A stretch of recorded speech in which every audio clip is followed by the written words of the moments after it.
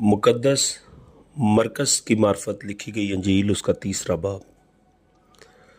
और वो इबादत खाना में फिर दाखिल हुआ और वहाँ एक आदमी था जिसका हाथ सूखा हुआ था, और वो उसकी ताक में रहे कि अगर वो उसे सब्बत के दिन अच्छा करे तो उस पर इल्ज़ाम लगाए। उसने उस आदमी से जिसका हाथ सूखा हुआ था कहा, बीच में खड़ा हो, और उनसे कहा, सब्बत के दिन नेकी करना रवा है या बदी करना, जान बचाना या कत्ल करना। वो चुप रह गए।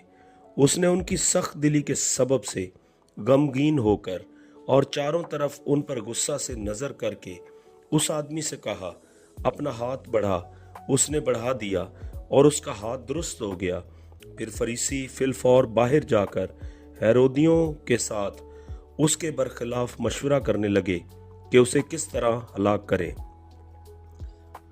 और यसू अपने शागिर्दों के साथ झील की तरफ चला गया, और गलील से एक बड़ी भीड़ पीछे हो ली, और यहूदिया और यरूशलेम और इदोमिया से और यरदन के पार और सोर और सीदा के आसपास से एक बड़ी भीड़ ये सुनकर कि वो कैसे बड़े काम करता है उसके पास आई।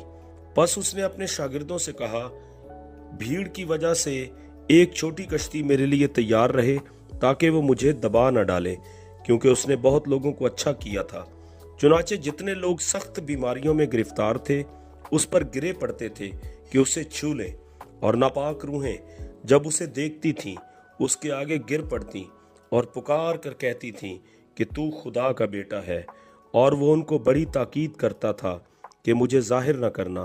फिर वो पहाड़ पर चढ़ गया और जिनको वो आप चाहता था उनके पास बुलाया, और वो उसके पास चले आए, और उसने 12 को मुकर्रर किया ताकि उसके साथ रहें, और वो उनको भेजे कि मुनादी करें और बदरूहों को निकालने का इख्तियार रखें। वो ये हैं, शमौन जिसका नाम पतरस रखा, और जब्दी का बेटा याकूब, और याकूब का भाई यूहन्ना जिनका नाम बोअनर्गस यानी गरज के बेटे रखा, और इंद्रियास और फिलिप्पस और बरतुलमाई और मत्ती और तूमा और हल्फई का बेटा याकूब और तिद्दी और शमौन कनानी और यहूदा इस्करियोती जिसने उसे पकड़वा भी दिया।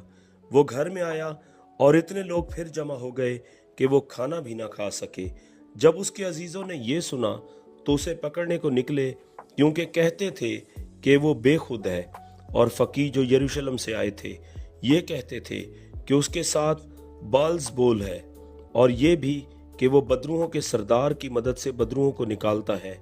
वो उनको पास बुलाकर उनसे तमसीलों में कहने लगा कि शैतान को शैतान किस तरह निकाल सकता है, और अगर किसी सल्तनत में फूट पड़ जाए तो वो सल्तनत कायम नहीं रह सकती, और अगर किसी घर में फूट पड़ जाए तो वो घर कायम न रह सकेगा, और अगर शैतान अपना ही मुखालिफ होकर अपने में फूट डाले तो वो कायम नहीं रह सकता, बल्कि उसका खात्मा हो जाएगा।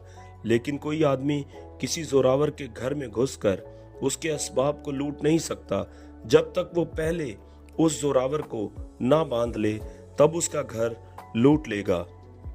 मैं तुमसे सच कहता हूँ कि बनी आदम के सब गुनाह और जितना कुफर वो बकते हैं माफ किया जाएगा, लेकिन जो कोई रुल कुदस के हक में कुफर बके वो अब तक मुआफ़ी ना पाएगा, बल्कि अबदी गुनाह का कसूरवार है, क्योंकि वो कहते थे कि उसमें नापाक रूह है।